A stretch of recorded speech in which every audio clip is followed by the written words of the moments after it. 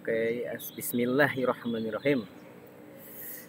Sebelumnya perkenalkan nama saya Agam Kamaludin. Saya dari KPI 2A. Oh iya, NIM saya ya. NIM saya. Sebentar. Ketutupan ternyata. Tutupi oleh oleh muka saya yang sangat luar biasa ini ciptaan Allah. Oke, perkenalkan ini NIM ya, NIM saya. Oke, bentar. Nah, ini dia NIM saya ya guys ya.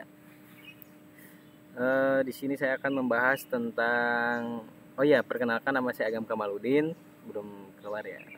NIM 2284110032. Sebelumnya mohon maaf saya membuat video ini di outdoor ya, luar ruangan, karena sambil tadi sembari apa gitu ya sebelumnya, seperti itu ceritanya.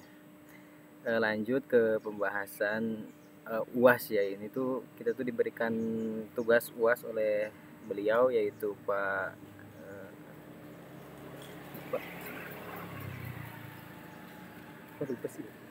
Pak Jainal ya, Pak Jainal. Yaitu di tafsir dakwah, yaitu UAS yaitu membuat satu peta konsep yang berisikan dari materi 1 sampai materi terakhir gitu. Tapi di sini kayaknya saya ya, namanya juga dari 1 sampai akhir ya, nggak mungkin semuanya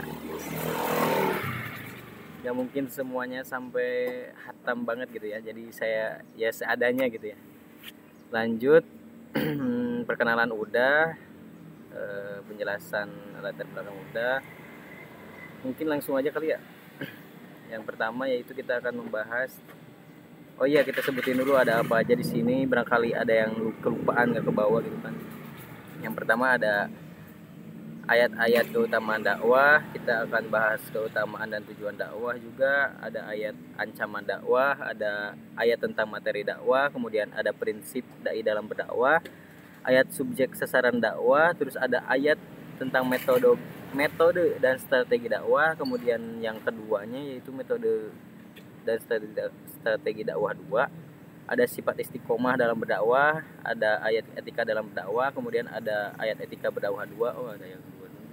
Terus ada ayat terkait konsep berdakwah. Mungkin lanjut ya. Di sini saya menggunakan bantuan handphone karena ya itulah kekurangan saya. Saya susah sekali dalam menghafal. Jadi mungkin ada kisi-kisi di HP ini mungkin untuk membantu saya ya. Semoga tidak mengurangi nilai. Oke, lanjut. Yang pertama yaitu tentang, saya ganti dulu ya, mohon maaf, saya lanjut ganti tangkapan layar biar agak jelas gitu gambarnya, biar agak ya gitulah pokoknya. Sebentar ya. Bentar, ini kok gak jadi nyala ya? Apa ini? Kita harus hapus dulu. Sebentar, sebelum lanjut saya akan mengasih gambaran yang lebih jelas. Oke.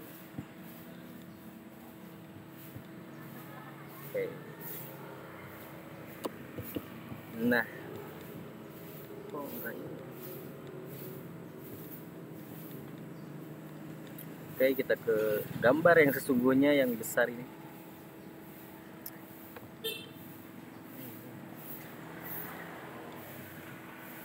Kemudian foto saya agak di depan ini.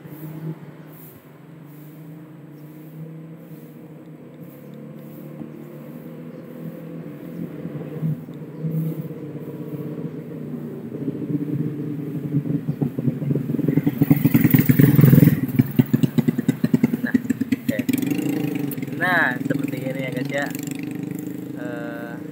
Langsung saja.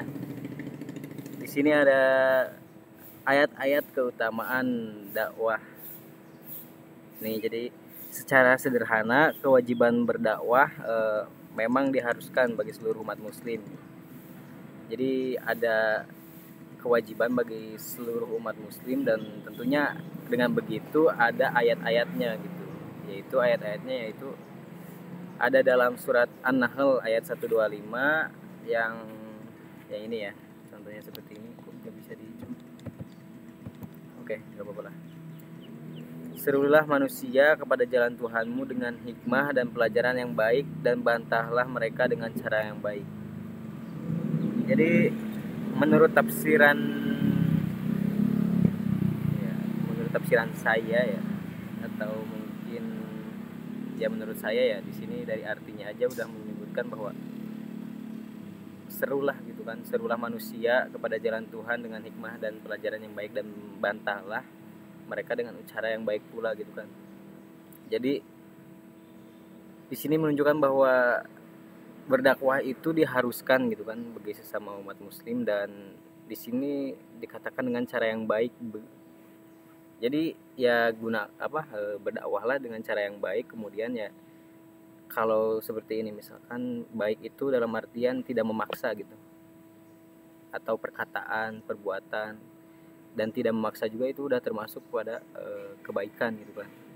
Soalnya kan kita tuh berdakwah tuh hanya istilahnya mengingatkan gitu, saling mengingatkan, memberitahu, tidak ada paksaan gitu di dalamnya gitu. Nah itu mungkin ya untuk ayat-ayat keutamaan dakwah itu di dalam surat An-Nahl ayat 125. Kemudian ada keutamaan, mungkin segitu aja ya untuk ayat-ayatnya, satu aja barangkali begitu. Oh ya, ada Arabnya juga. Ud'u ila sabila rabbika bil hikmati wal mau'idotil hasanah, seperti itu. Wajadiluhum billati hiya ahsan inna rabbaka huwa a'lamu biman, kecil banget ya gak kebaca. Solaan sabilihi wa huwa a'lamu bil muhtadin. Nah seperti itu. Kemudian lanjut ke yang kedua, yaitu ada keutamaan dan tujuan dakwah. Sini ada dari surat Al-Fat, baru dengar juga Al-Fat. Oke, karena ya begitulah. Ayat 28 yang kita bacakan dulu. Bismillahirrahmanirrahim. Walladzi arsala rasulahu bil huda wa dini al-haqqu. Aduh. Apa ini? Al-haqqu liyudhhirahu ala dini kullihi wa kafa billahi syahida. Oh gitu. Artinya dialah yang mengutus rasulnya dengan membawa petunjuk dan agama yang hak agar dimenangkannya terhadap semua agama, dan cukuplah Allah sebagai saksi. Al-Fat ayat 28. Dialah yang mengutus rasul-rasulnya dengan membawa petunjuk dan agama yang hak agar dimenangkannya terhadap semua agama, dan cukuplah Allah sebagai saksi. Untuk yang ini berarti di sini dikatakan gini. Ada juga barang siapa menunjukkan kepada kebaikan, ia berhak memperoleh pahala sebagaimana orang yang melakukannya. Terus barang siapa yang mengajak petunjuk, ia berhak mendapat pahala seperti pahala orang yang mengikutinya, tidak mengurangi pahala sedikit pun. Dan barang siapa mengajak kepada kesesatan, ia berhak memikul dosa seperti dosa-dosa yang mengikutinya, tidak mengurangi dosa-dosa mereka sedikit pun. Hadis riwayat Muslim. Ini gimana ya? Dialah yang mengutus rasulnya dan membawa petunjuk dan agama yang hak, dan nah ini keutamaan dan tujuan dakwah ya itu ya.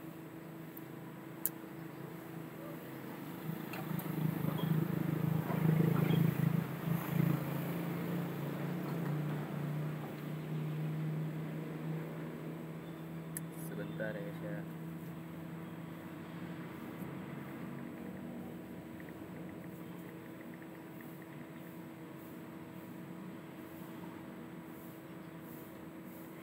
Mungkin gini. Jadi Allah itu mengutus rasul gitu kan, dengan membawa petunjuk-petunjuk pada setiap masing-masingnya gitu.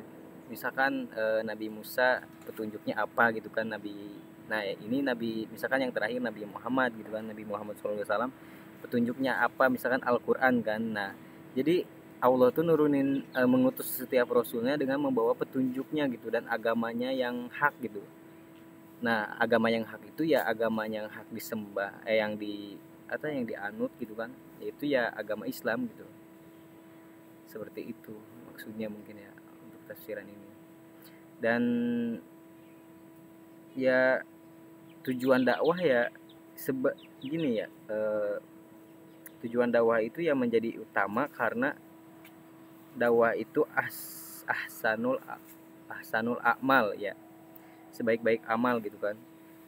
Jadi ya menjadi utama gitu. Jadi dan tujuan dakwah itu seperti itu, untuk memberitahukan yang benar-benar hak gitu kan, hak dan batil gitu, seperti itu. Terus tujuan dakwah itu mencerahkan dan mencerahkan ya, pokoknya mencerahkan dari kegelapan lah menuju keterangan gitu kan, dari jahiliyah menuju benderang yang ya cahaya Islam yang benderang gitu kan. Kemudian yang ketiga, ayat ancaman dakwah.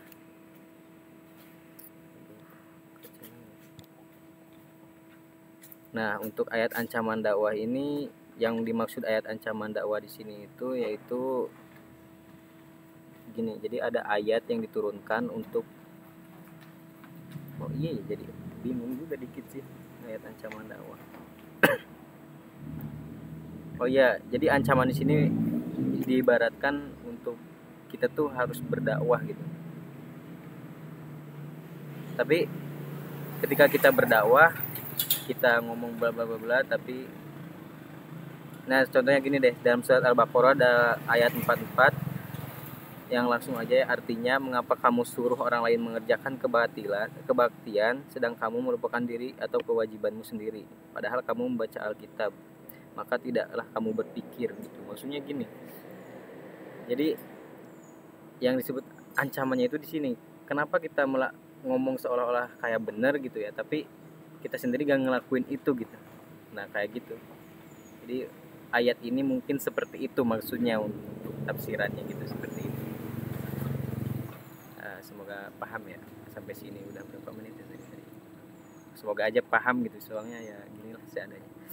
Kemudian ada lanjut, yaitu mungkin surat Al-Baqarah tadi seperti itu maksudnya. Jadi kita tuh seolah-olah misalkan ustadz nih, dia tuh ustadz tapi dia juga gak ngelakuin apa yang seharusnya yang udah dia omongin gitu. Jadi kayak nggak sejalan lah gitu sama apa yang dia omongin gitu kan. Kalau ada misalkan ustadz, atau bukan ustadz deh, kita misalkan lu sholat dong gitu kan, sholat itu wajib, tapi kita sendiri gak sholat gitu.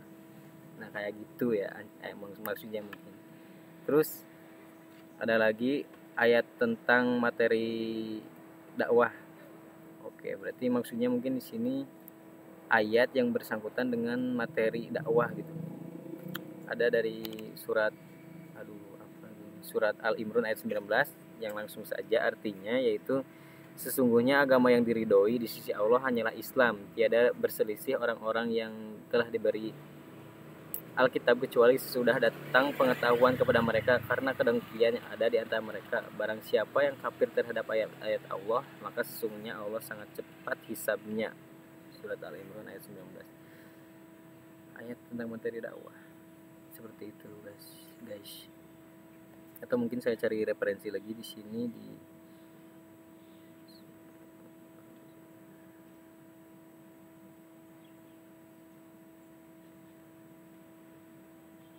mulai.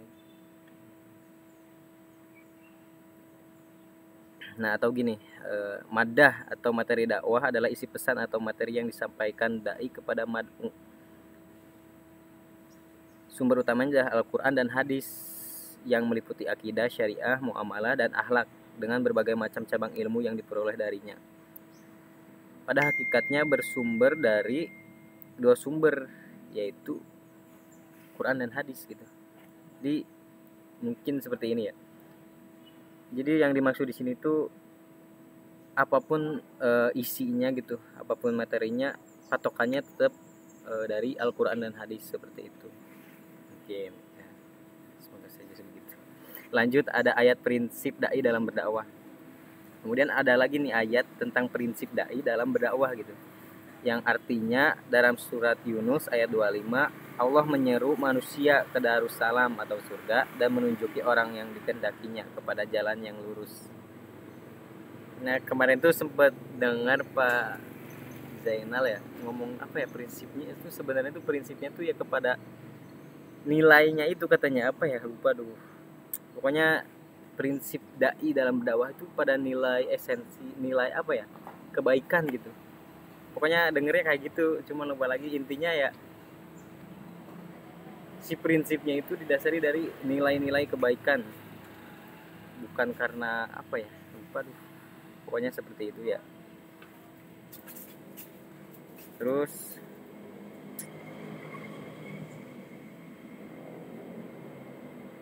ada lagi ayat subjek sasaran dakwah kita ke sebelah kiri ya, sebelah kiri kanan kiri, yang artinya katakanlah inilah jalan agamaku, aku dan orang-orang yang mengikutiku mengajak kamu kepada Allah dengan hujah yang nyata. Maha suci Allah dan aku tiada termasuk orang-orang yang musyrik. Quran surat Yusuf ayat 108. Nah, di sini jadi subjek ya. Subjek itu berarti subjek dai. Nah, subjek dai itu ya berarti orang yang adalah orang yang memiliki pengetahuan dan kemampuan untuk menyampaikan ajaran agama. Lanjut. Ya, berisik juga dengannya. Gak apa-apa lah, sebentar aja.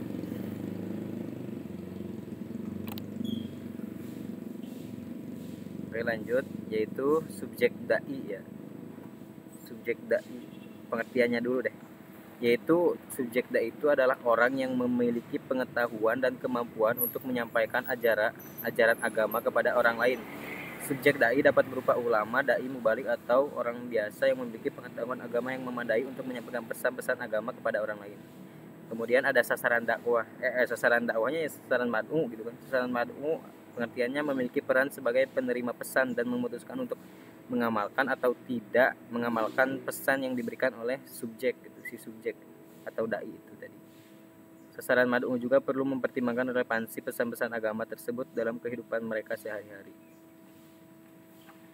Oke, jadi intinya jadi saling si subjek dai ini dan si sasarannya itu atau mad'u yang bisa disebut mad'u itu harus apa ya, saling berkaitan gitu.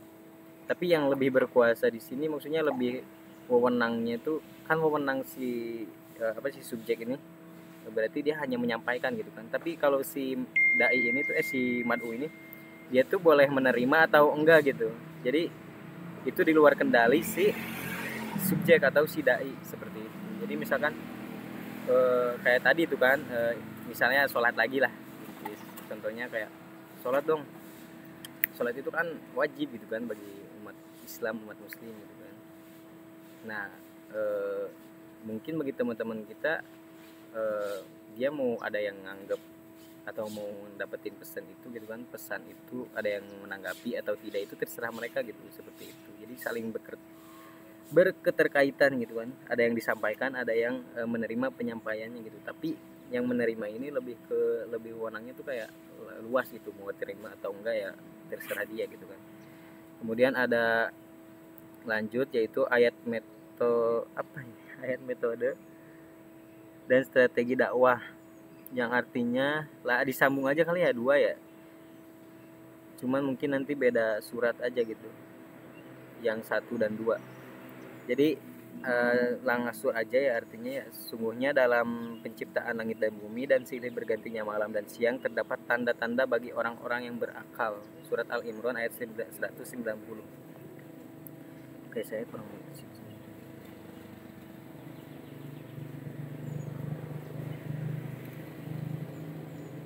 Nah, terus ada lagi nih dari tafsir surat Hud. Kami mengisahkan kepadamu wahai Nabi dan berita-berita para rasul yang hidup sebelum masamu, semua apa yang kamu butuhkan yang dapat meneguhkan hatimu untuk mengemban beban tugas menyampaikan risalah, dan sesungguhnya telah datang kepadamu dalam surat ini dan dalam berita-berita yang dikandungnya suatu penjelasan tentang kebenaran yang kamu pegangi, dan telah datang padamu nasihat di dalamnya yang akan membuat kaum kafir menghentikan perbuatan mereka dan menjadi peringatan bagi orang-orang yang beriman kepada Allah dan Rasulnya. Gimana ya, kurang ngerti juga sih ya, strategi maksudnya gimana ya, bentar. Nah gini, ini katanya di sini ada dari surat, ya tadi apa sih, Quran surat Hud ya, gini ayat 120. Jadi gini katanya, dan yang artinya tuh gini, dan semua kisah dari Rasul kami ceritakan kepadamu ialah kisah-kisah yang dengannya kami teguhkan hatimu, dan dalam surat ini telah datang kepadamu kebenaran serta pengajaran dan peringatan bagi orang yang beriman. Mungkin maksudnya strateginya gini, jadi menggunakan strategi cerita-cerita pada zaman dulu gitu kan, zaman Nabi. Jadi menggunakan cerita itu, kemudian di dalam cerita itu banyak pesan-pesan gitu, banyak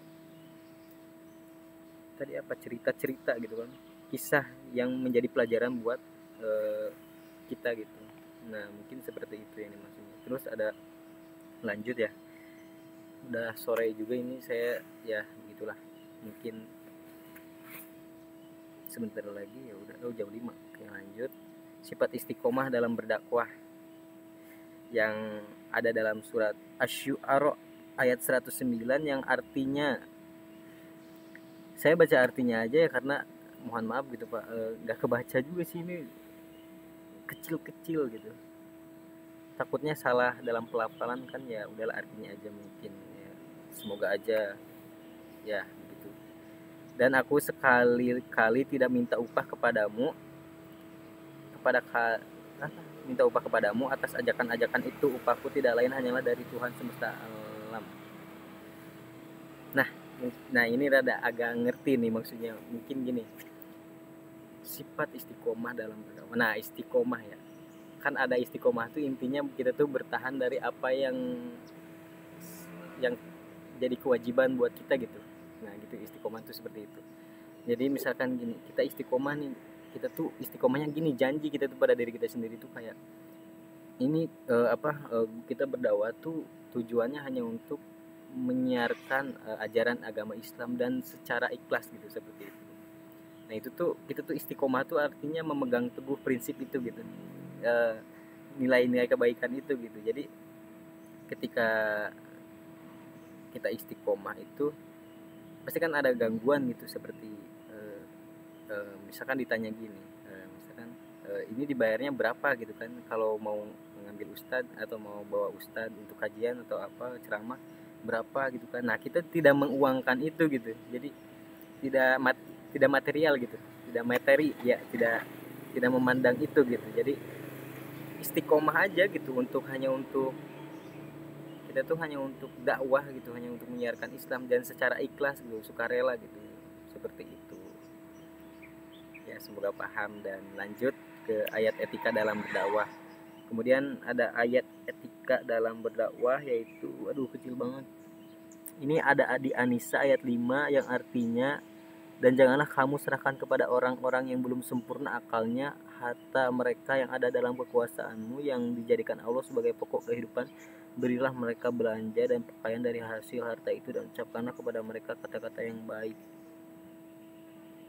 Nah ini kita garis bawahi yang akhirnya aja ya, mereka, dan ucapkanlah kepada mereka kata-kata yang baik gitu. Jadi ayat etika dalam berdakwah ini nyambung ke yang bawah juga mungkin ya, dari Al-Maidah gitu, cuman mungkin beda arti, nanti saya cek lagi di HP artinya apa. Kita yang pertama dulu, yaitu ayat etika dalam berdakwah yang pertama di surat An-Nisa ayat 5.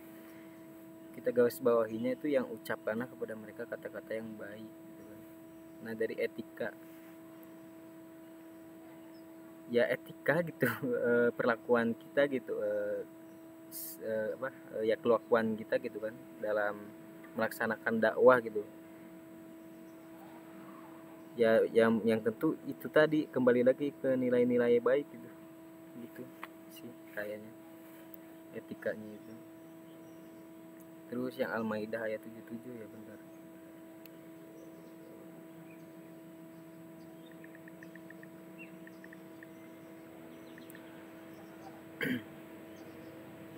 Nah, ada yang artinya tuh kayak gini. Berarti katakanlah Muhammad, wahai ahli kitab, janganlah kamu berlebih-lebihan dengan cara yang tidak benar dalam agamamu, dan janganlah kamu mengikuti keinginan orang-orang yang telah tersesat dahulu dan telah menyesatkan banyak manusia dan mereka sendiri tersesat dari jalan yang lurus. Oh gini, mungkin maksudnya kayak gini nih. Janganlah, kita garis bawahinya yang ini nih, yang artinya tuh janganlah kamu berlebih-lebihan dengan cara yang tidak benar dalam agamamu. Nih, jadi kayaknya seperti ini. Dalam etikanya itu mungkin gini, ketika kita misalkan ada kita lagi dakwah nih, terus ada yang ngasih uang gitu kan, etikanya kan ya secara ini ya kita etikanya gini, terima aja dulu, tapi misalkan jangan mematok harga gitu, mungkin seperti itu etikanya. Terima itu berarti anggapan dari anggap aja itu tuh ya ya ya rezeki gitu kan, gimana gitu kalau orang yang ngasih ya. Kalau misalkan gini aja, kalau kita nggak terima itu barang ya, ya otomatis sedih dong yang nggak di apa yang ngasihnya itu. Nah sepertinya kayak gitu deh ya. Begitulah, mungkin lanjut ya. Yang terakhir nih, ayat terkait konsep berdakwah ada di surat Al-Mudatsir ayat 1 sampai 7. Surat Al-Mudatsir. Saya bacakan dulu artinya, yaitu yang pertama, wahai orang yang berkemul atau berselimut, bangunlah lalu beri peringatan, dan janganlah engkau Muhammad memberi dengan maksud memperoleh balasan yang lebih banyak. Artinya, dan belum ya, dan karena Tuhanmu bersabarlah. Oke. Konsep berdakwah. Nah ini ngerti nih baru nih. Ini sih kayak sama aja ya kayak yang tadi ya. Jadi artinya tuh kayak konsepnya tuh ya wahai orang yang berkemul. Nah, intinya tuh kayak ini kan di sini disebutkan wahai orang yang berkemul atau berselimut gitu kan. Ya berarti bukan orang yang hanya yang orang-orang misalkan kayak para habib, enggak gitu doang, kayak kita aja gitu, orang yang suka diem, maksudnya lebih ke nggak punya gelar apa-apa gitu, kita juga bisa gitu, ayo gitu. Katanya gini, katanya bangunlah gitu kan, kata Allah juga bangunlah lalu beri peringatan gitu kan. Jadi otomatis seolah-olah kayak kita juga berhak gitu, ayo gitu siarkan gitu kan, dakwah gitu. Dan kemudian janganlah engkau memberi dengan maksud memperoleh balasan yang lebih banyak. Nah gini, maksudnya itu kayak kita tuh ngasih tahu tapi kayak ya diperjualbelikan lah gitu. Kita ngasih tahu misalkan nih, kalau kita ngasih materi ini, kita kira-kira pemasukan kita banyak gak gitu kan, mahal gak gitu ya. Jangan sampai seperti itu, mungkin maksudnya seperti itu yang saya tangkap. Dan karena Tuhanmu bersabarlah. Nah mungkin di sini bersabarlah tuh karena kayak gini, jadi ikhlas, lebih ke ikhlas gitu. Jadi kita punya ilmu yang misalkan mahal banget gitu kan, kalau diuangin tuh mahal banget. Nah kalau kita kasih itu jangan meminta balasan yang lebih gitu. Dan kalaupun ini ya sabar gitu, ada ya pasti ya agak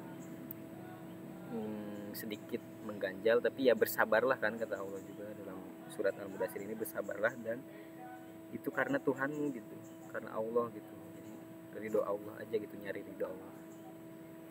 Nah mungkin segitu aja. Atau apakah ini mengerti ya kira-kira semuanya? Oke, karena ini udah terlalu lama, udah berapa menit, sebentar saya keluarin dulu nih. Nah mungkin udah sore dan udah agak lama lumayan. Segitu aja ya Pak, UAS yang ya tugas UASnya gitu kan. Jujur sih agak istilahnya tuh kayak emang nggak ada persiapan, ada cuman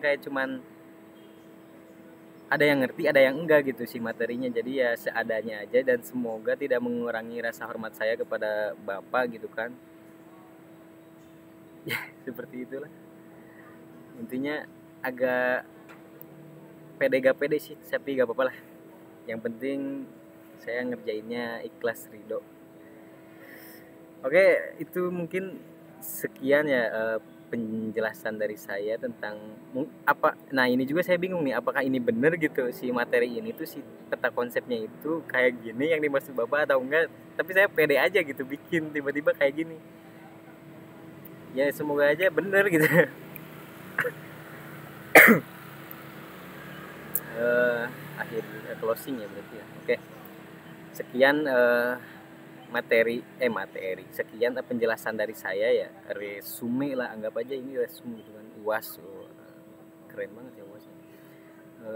Sekian aja ya, saya cukupkan. Saya akhiri dengan kata alhamdulillahirabbil alamin. Dan ya udah, mungkin saya akhiri. Assalamualaikum warahmatullahi wabarakatuh. Oh iya, belum lagi, mohon maaf barangkali gitu kan ada kata-kata saya yang salah, dan mohon inilah dikoreksi ya. Di ini kan nanti di komen, bisa di komen tuh di YouTube. Nah, dikoreksi aja sih biar sayanya nggak belok gitu, nggak sesat gitu kan. Ya udahlah, terima kasih semuanya. Assalamualaikum warahmatullahi wabarakatuh.